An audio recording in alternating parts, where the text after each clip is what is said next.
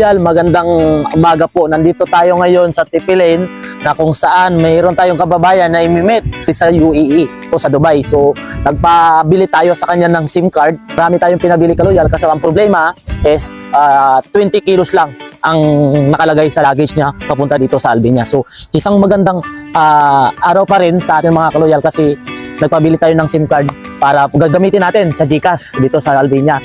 So, ngayong umaga na ito, mamimit natin siya. No? So, hintayin natin mga ka-loyal. Ito po yung pinagtatrabahuan niya. Yan. So, ayan po. So, ayan po yung kabayan natin, no? So, hello po, kabayan.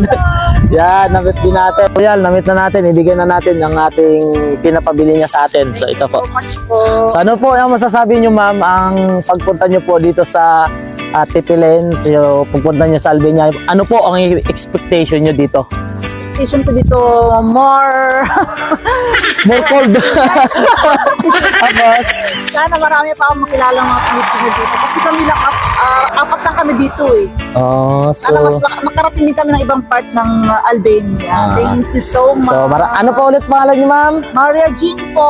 Maria Jean po, galing po sa Dubai o Abu Dhabi. Maraming salamat po sa iyo sa padala mo. Sinilangan, may mga bayanin na handang lumaban sa kanilang puso'y